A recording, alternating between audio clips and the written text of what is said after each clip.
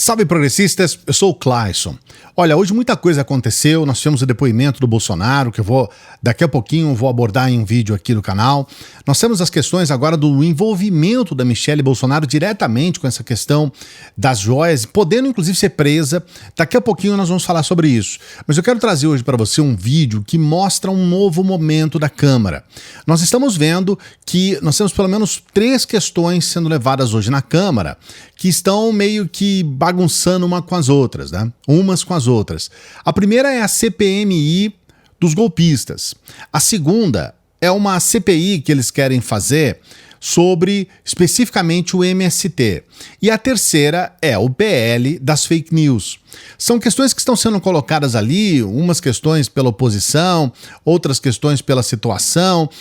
Os debates estão acalorados, mas hoje aconteceu um embate entre o Bananinha e 2 deputadas, a Gleisi Hoffmann e a Melchiona, que realmente nos deixa numa situação que eu considero importante para a reflexão aqui no canal.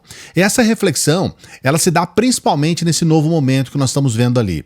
Até o ano passado, final do ano passado, os extremistas, aqueles da extrema-direita, eles ganhavam quase todos os embates dentro da Câmara.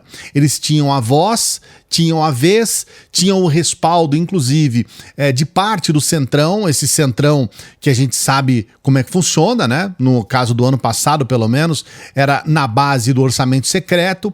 E aí o Bolsonaro fazia o que ele queria, os filhos do Bolsonaro também, aqueles apoiadores de primeira ordem também.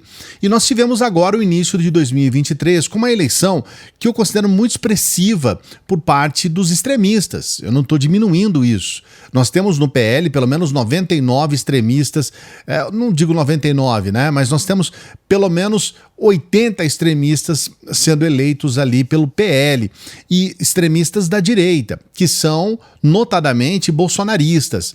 E aí, o que ocorre? Hoje, o Congresso está numa situação de conflito interno, especialmente porque aquele grupo do Centrão, que um tempo atrás era combatido pelo próprio Bolsonaro, eles estão agora um pouco refratários aos próprios extremistas, porque eles sabem que num dado momento os extremistas podem se voltar contra eles mesmos. O próprio Bolsonaro, pelo menos até 2020, ele combatia o Centrão com as piores narrativas, com as piores afirmações.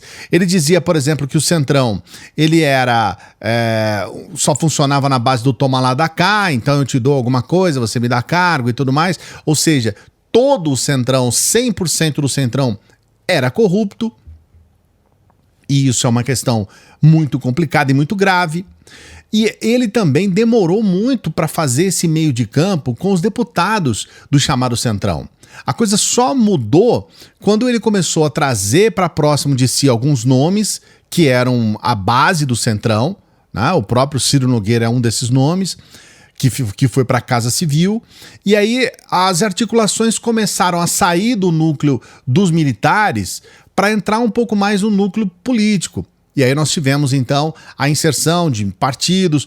O Bolsonaro flertava com um partido e com outro, porque ele ficou quase que todo o mandato dele sem partido, e as coisas ficavam de uma forma suspensa, até que ele definiu, não, vou entrar com orçamento secreto, vou jogar dinheiro, vou fazer a coisa acontecer, vou entrar num projeto. Mas esse projeto não foi um projeto de país, não foi um projeto de governo, esse foi um projeto de poder, porque ele visava exclusivamente as eleições do ano passado.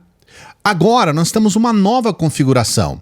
O que acontece com esses próprios extremistas? A gente tem visto eles convidarem uma série de ministros e membros do governo para hostilizar esses membros do governo. E isso tem revertido contra eles. O que aconteceu, por exemplo, com o Flávio Dino, o que aconteceu com o ministro Silvio Almeida, as coisas mudaram porque eles foram lá para serem hostilizados, só que eles levavam uma invertida atrás da outra. Esse deputado, por exemplo, o deputado Raspacu, né, o deputado do Ceará, esse deputado ele levou uma invertida do Flávio Dino que vai entrar para a história. Porque o próprio Flávio Dino falou, olha, cara, você está tendo uma base aí de análise que não tem o menor fundamento. que foi quando o deputado Raspacu citou o Conjur para dizer que o Flávio Dino tinha um monte de processos contra ele. Ou seja, o próprio Raspacu acreditando em mentiras de internet e esses memes imbecis de gente que não tem o menor conhecimento jurídico. E ele vai falar isso com um cara que tem um conhecimento profundo, que é um professor na área, né, que é o Flávio Dino. E aí o que acontece na prática? A gente tem percebido que, por um lado, esses novos que estão chegando lá chegam muito despreparados. Você viu o vídeo de ontem, mostrei aqui, Nicolas falando besteira. E por outro lado, eles estão perdendo o embate na Câmara. E aqui eu trago o embate entre o Eduardo Bolsonaro, a Fernanda Melchiona e a Gleisi Hoffmann.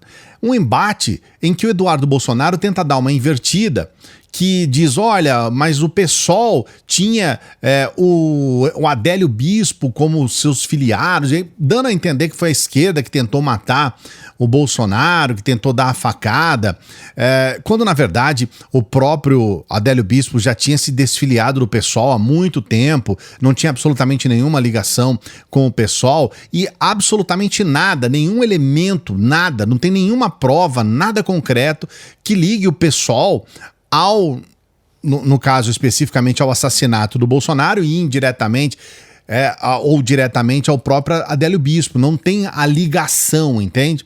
Mas ele tenta dar essa invertida, mas foi ele que levou a invertida e eu faço questão que você veja todo esse trecho. A gente não pode esquecer não, o PSOL é o partido de Adélio Bispo, que deu uma facada em Bolsonaro e agora vem querer falar de violência. Aqui não, tá? E parar aqui também, o deputado André Fernandes tem direito de participar sim. Quem não tem direito de participar, quem não tem direito, amarraram um braço para trás de nós aqui e ganharam essa eleição, sabe-se lá Deus como. E agora fazem vexame por onde passam. Só tem militância dentro do Partido dos Trabalhadores, que é uma quadrilha, isso sim. Não posso ouvir o que esse deputado acabou de falar sem questioná-lo. Primeiro ele que lave a boca para falar do PT. Quadrilha é a família dele, que tem que explicar as joias que vieram do exterior. Aliás, que ontem a primeira-dama estava com mais um pacote. O pai dele fez o segundo depoimento hoje, porque está sendo investigado como mentor dos atos que eles estão fazendo para dar o golpe. Vocês perderam a eleição, aceitem que dói menos, façam uma discussão política e não continuem nessa baixaria. Dizer a Vossa Excelência que, apesar das barbaridades que nós ouvimos aqui, as mentiras sistemáticas do Eduardo Bolsonaro têm um limite. E o que nós vimos aqui, durante 2 momentos, foi a reprodução do discurso golpista no 8 de janeiro, quando ele coloca em dúvida, primeiro, a regulação do TSE, quando falou que só pode não sei o que pelos amiguinhos do governo por aí.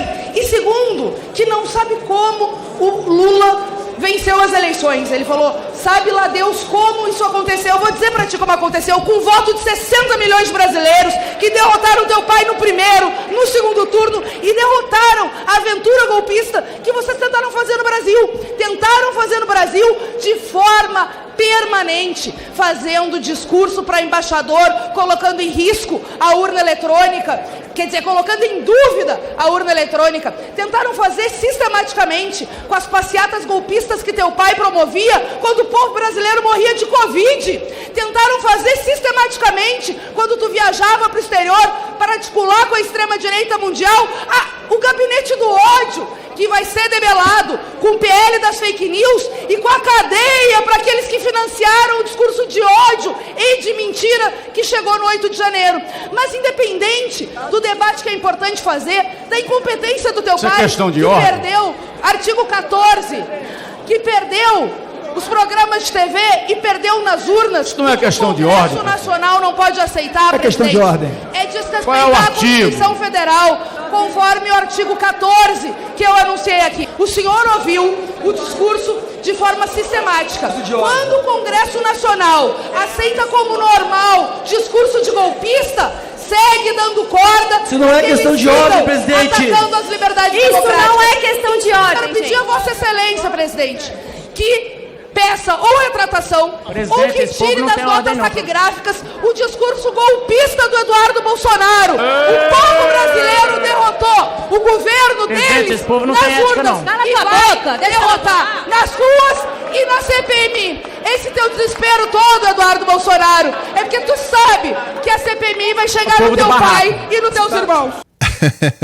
Guerreiras! Quero dar os parabéns a Fernanda Melchiona e também a Gleisi Hoffmann, que deram uma resposta à altura dessa desonestidade do Bananinha, que é desonesto, acima de tudo, no seu discurso, né? É um discurso desonesto. E a gente tem que colocar aqui para você esses detalhes, porque nós estamos registrando tudo. Olha, daqui a pouquinho tem outro vídeo aqui no canal falando sobre o que aconteceu hoje com esse depoimento do Bolsonaro. Mas eu achei fundamental colocar esse trechinho para você entender o clima que tá a câmera. A câmera tá daquele jeitão. Então já tá vendo aí um trechinho lá desse debate na Câmara. Olha, eu quero fazer um pedido para você, especialmente para você que chega no final dos vídeos. Eu sempre faço uma pergunta. E a pergunta é, você acredita que os extremistas vão continuar deitando e rolando na Câmara? Ou você acha realmente que nós vamos começar a ter respostas como essas que eu mostrei para você? Coloque seu comentário aqui. A gente sempre pede para você dar o like, né? O like é muito importante. Dê o like no vídeo, se inscreva no canal. E a gente sempre está pedindo aqui agora, pelo menos até o dia 7, para que você vote. Nós estamos em 2 categorias do IBEST e as pessoas precisam conhecer o nosso trabalho. Tem gente que não tem a menor ideia de quem é Clayson. Quem é Clayson? Quem é Clayson? E aí, você votando lá no nosso IBEST, você vai dar essa força pra gente. Nós estamos em 2 categorias e você pode votar todos os dias. Então eu tô aqui para lembrar você também para votar lá no nosso IBEST. Por favor, dê essa força pra gente, para que a gente possa chegar pelo menos entre os 20. É um sonho nosso. É um sonho. Vamos ver dia 7. É um sonho. E a gente sempre pede para as pessoas que chegam no final dos vídeos para que ajudem o nosso trabalho. Você pode ajudar de várias formas. Uma delas é essa, votando lá no IBEST. Mas você também pode ser membro do canal. Você pode ser membro do canal, membro do nosso Apoia-se. Hoje mesmo nós recebemos um novo membro lá no nosso Apoia-se e a gente não sabe se temos a permissão de falar o nome.